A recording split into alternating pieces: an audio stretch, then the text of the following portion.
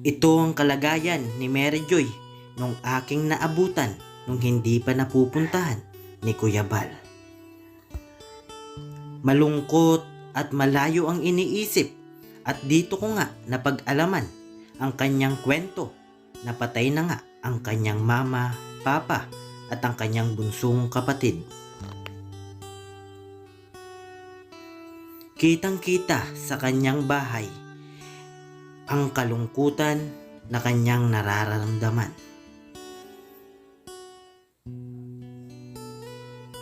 Sabay-sabay nating alamin ang kwento ni Mary Joy nung una ko siyang nakita.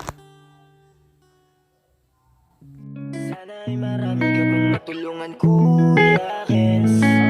Kami saludo sa'yo.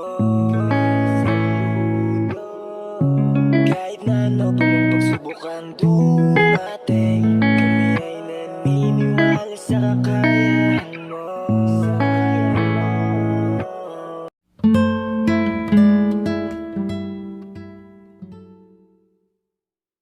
Yan mga kalingap, andito tayo ngayon sa isang barangay dito sa Basod at mag-scout tayo, maghahanap tayo ng pwede nating ulit matulungan at mag-ikot-ikot lang kami dito nila Kuya Starax TV, Kalingap Gilbert and Marius Vlog.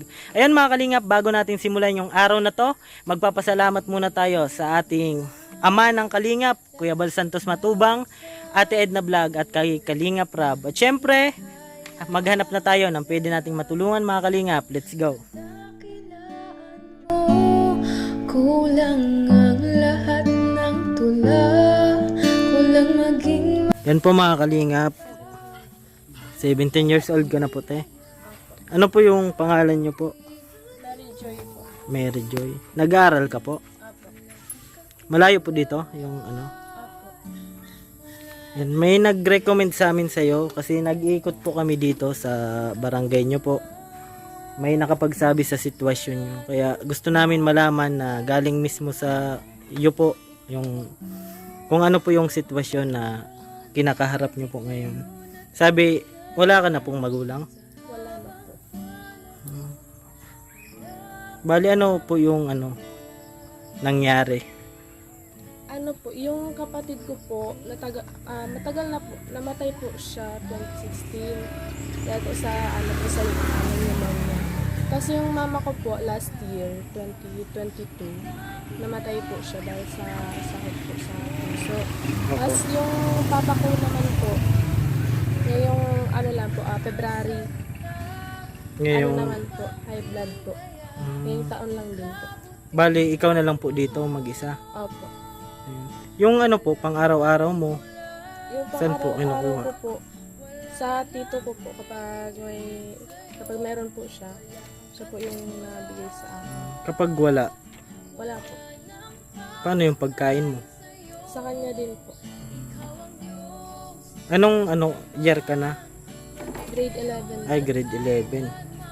Ikaw na lang po dito mag-isa sa bahay mo. Ito po yung bahay niya mga kalingap po. Mag-isa na lang daw po siya dito. Ayan. Wala nang hihigit sa'yo, wala kang katulad. Kasi doon may nakausap kami, sabi nasa paaralan ka pa doon. Nagtawag na pa ako dito kanina kaso tulog ka pala.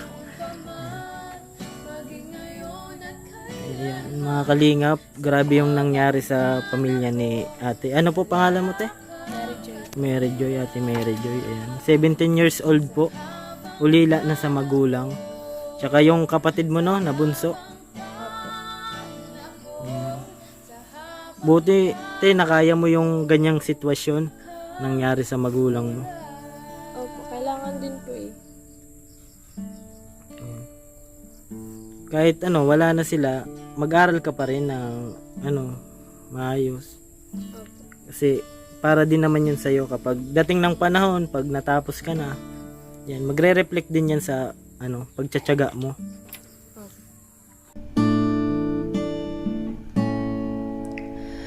Awitin ko man. Pag naalala mo sila, ano yung pakiramdam mo? Masakit. At siyempre bilang isang anak, mag-isa ka lang dito. Siyempre, nakakaramdam ka ng kalungkot. Ano ang ginagawa mo? Ano lang po, iiyak ko lang po. Hanggang sa mawala. Kasi ako ramdam ko kasi to yung nararamdaman niya bilang minor de edad, 17 years old. Napakasakit sa kanya na nangyari. Peruin mo 17 years old, wala nang kapatid, wala pang magulang. Naiyak ko sa naiyak ako sa sitwasyon Kasi niyo. pag namin mga kalingap nung nalaman namin yung kwento ni ate. Siyempre, isang babae tapos mag-isa na lang sa buhay, mga magulang niya. Siyempre, bilang isang anak, no, kasi katulad ko, anak din ako na wala pa naman. Siyempre, aasa tayo sa magulang natin. Pero siya, na-handle niya mga kalingap kung paano yung sitwasyon niya ngayon na kinakaharap. Yan. Saka kwan bro, alam mo bro, sa sitwasyon niya bro, talagang napabilib mo sa kanyang sitwasyon. Kasi biruin mo, wala na siyang kapatid, namatay yung kapatid niya, namatay pang magulang. Iba-iba give up talaga. Yung Pero siya iba-iba. matatag. Lampasan mo yung pero di pa naman nalampasan, syempre masakit pa din yon hanggang sa ngayon. Kumpleto ka naman po ditong may ilaw ka din po dito. Bali po talaga, wala pong kuryente dito. Opo. Kasi naputulan po. Nakikabit lang po sa lola ko po. Yun nga, naputulan kasi walang pangbayad. Syempre, saan magkukuha ng ganong pambayad sa kuryente na estudyante ka pa naman. Paano yung pag-college mo? Syempre, magkakaroon na yan ng pagbayad. Ngayon, libre pa naman yung pag-aaral mo. Opo. Ano yung plano mo pagtapos mo ng grade 12? Muna po, magtatrabaho muna po ako. Trabaho ka muna. Mag-iipon po, tapos pag may naipon na po, aral po ulit. Gusto mo talaga nung makapagtapos ng pag-aaral? Opo. Ano po yung panawagan nyo po, halimbawa may makapanood nito? Ano yung mga gusto mo pong tulong na maipaabot po sa inyo? Lang po, gusto ko lang po na matapos po na magawa tong bahay. Yun lang po. Kasi babae ka, dapat dito, secure ka dito. Kasi mga kalingap, kanina pagdaan namin dito, napansin agad namin bukas na bukas dito mga kalingap, at di namin alam na isang babae pala yung nakatira dito, 17 years old mga kalingap. Yan. Ngayon wala ka ngayon pag-aral? Hindi ka pumasok ngayon? Nagpasok po. Man lang po, last day na po ngayon. Ay, bakasyon na kayo? Opo. Bali mag-grade 12 ka na. Opo. Anong strand mo? Yums po. Maganda yung Yums. Ayan. Ito po yung nila dito. Pwede tayo pumasok para makita natin yung... Yan mga kalingap, pasok tayo dito sa bahay nila Ate Mary Joy. Yan. Ito po yung likod nila. Ayan. Bali nakikisaksak lang po sila ng kuryente. Ayan. Ngayon natin, ramdam mo pa rin yung kerot. Opo, sobra po. Ako sa habang panahon. Siyempre, kapag mag-isa ka naalala mo lahat yung di ba, kuya? Oo, Tara. naalala niya yung mga buwan nila ng pamilya niya, mga anak niya. Yung ang alaala nila. Kahit na nga sino, pag mag-isa ka na lang at wala kang karamay, talagang maiiyak ka. Buti si Mary Joy, napipigilan yung pagluha. Mary Joy, yung buti napipigilan yung pagluha mo. Ano yung nakapagpapigil sa luha mo? Bakit hindi ka lumuluha? Mayroon ba? Lang po, sinasabi ko lang po sa sarili ko na kailangan ko maging matatag. Hindi yung araw-araw na iiyak na lang lagi. Siyempre dapat para sa sarili mo. Lahat ng tula, kulang maging mga salita upang Basta magdasal ka lang palagi. ibutihan mo. Wala kang katulad, wala nang hihigit sa'yo. Wala kang katulad. yung sitwasyon niya mga kalingap. Kung iba-iba mga kalingap, no, mag-isa ka na lang. Pero siya, tinutuloy talaga niya yung pag-aaral niya. At nakakalungkot lang mga kalingap dahil sa hirap ng buhay. At pagkatapos daw po niya ng grade 12 ay mamasukan muna siya ng trabaho. Saan ka po magtatrabaho? Ano po, dito na lang po sa sa Daet po. Maghahanap-hanap ka dito. Opo. Yung purpose namin te, kaya kami nag-iikot nila Kuya Starax, Kalingap Gilbert, Marius Vlog kasi naghahanap kami ng mga katulad mo na sitwasyon. At yun na nga, nakausap namin doon kanina yung kakilala mo. Pumunta na ako dito kaso walang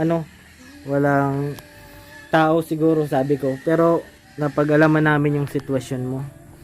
Kaya pumunta kami dito, tulog ka pala. Kala namin nasa paaralan ka. Yan. Yung video na to, gusto lang namin na maipakita syempre sa mga manunood at ilalapit namin to para may makawagtulong sa iyo, makapagbigay ng sabi mo nga, financial at gusto mo rin mapaayos yung bahay mo dahil syempre sa seguridad mo. Yan. Kasi bilang nakakita ng sitwasyon mo, syempre sa isang babae, mag-isa lang dito, tapos may pinagdadaanan pa, namatayan. Syempre, masakit yun. Kapag mag-isa ka na lang, ramdam mo yun. Pero pag may kasama ka, hindi mo mararamdaman, minsan lang. Pero kapag may mag-isa ka lang, lagi mo yan maalala. Awaiting. Hanggat buhay yung tao, may pag-asa. Lagi ka lang manalangin. Ayan. Yun lang ba? Pero gusto mo talaga tumuloy ng pag-aaral mo? Opo. Ayan mga kalingap, sa mga makakapanood nito, ayan, sana matulungan po natin si Ate Mary Joy. Ayan, 17 years old po, mag-isa na lang po dito dahil namatay po yung kanyang kapatid, bunsong kapatid, kanyang magulang, patay na po. Siya na lang po yung nagtsatsaga para makapagtapos at matulungan din yung sarili niya balang araw. Yan Ate Joy. Yan bro, anong masasabi mo? Ako bro, sa totoo lang, ang masasabi ko lang kay Joy, dahil tatagal lang niyang sarili niya, mag-pray lang siya dahil baka ito na yung way para mabago yung kanyang buhay. Para mas matulungan ka. Ayan. Yan naman talaga yung purpose namin, humanap ng matulungan. At syempre, i-recommend din namin para mas agarang tulong po yung dumating para sa iyo. Mas nagarang Action. action. Ayan. Kumain ka na po? Ako na po. Ngayon, ano mo ngayong gabi? Pagkain? Hindi ko lang po sigurado. Pero napunta lang po ako sa bahay ng tito. Ayan mga kalingap, nalaman natin yung sitwasyon ni Ate Mary Joy. Sa ngayon mga kalingap, yung maitutulong lang namin kay Ate Mary Joy ay maipakita, maibahagi ang kanyang kwento. Ayan po mga kalingap, ayan, maraming salamat. Maraming salamat Apo. din po. Wala kang makain ngayon na gabi? Wala po.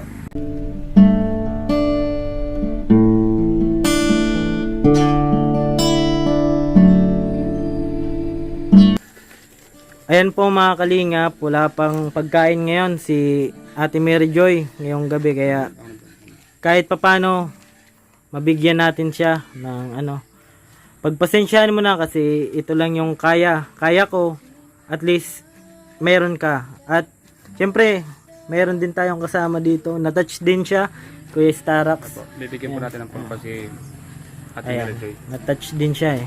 Ang bigay pang bili mo ng Ayan. pagkain na. Ayan, po. Bigas. Pagpasensyahan mo na at least pag may nakakita nitong video mo, matulungan ka pa lalo. Ayan. Yan binigay namin ay pang mo muna, pang gastos mo. Kung may bibilhin ka, mga project. Yan.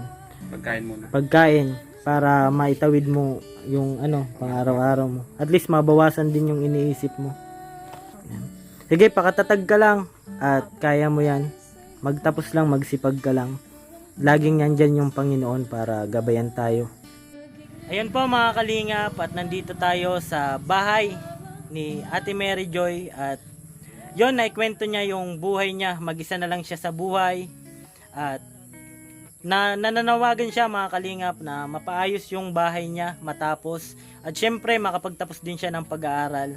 Ayun po mga kalingap, nalaman natin yung kwento ni Ate Mary Joy at syempre nagbahagi din ng kwento si Kuya Starax, ayan, dahil naranasan din niya yan at may kapatid din siyang babae. Syempre nakakaawa naman sa isang babae mag-isa na lang dito sa bahay, di ba Kuya Starax? Kuya Starax. Lagi lang po tayo magpakaltag. Ayan. Lahat ng pagsubok sa buhay natin, alam ko may katumbas na kaganawanan yun. Basta huwag lang tayo makakalimot sa Panginoon. Katulad ni Ate Mary Joy, sa murang edad nakaranas siya ngayon. Alam ko pagdating ng panahon, may kaganawanan din darating para sa kanya. Tsaka lahat naman ng tao, Ate Mary Joy, may mga pagsubok. Yan yung magiging daan para magiging matatag tayo sa buhay natin. Ayan mga kalingap, paalam na po ako. Lagi ko pong sinasabi, tumulong tayo sa iba kahit tayo kapos din tulad nila. Ayan, bago natin tapusin yung video na to, salamat muna syempre kay Kuya Bal Santos Matubang, Ate Edna Vlog, Kalingap Rab, at syempre sa palagi nating kasama, Kuya Starax TV. Salamat po mga Ayan Kalingap po. sa inyong lahat sa lagi niyo pong pagsuporta sa amin sa Team Kalingap. Salamat po. Kalingap Gilbert and Marius Vlog. At syempre, shoutout kay Kuya Regan Vlog at sa Team Kabisi. Ayun, magpapaalam na tayo Ate Mary Joy. Bye-bye. Bye po mga Kalingap. Keep safe and God bless po sa ating lahat.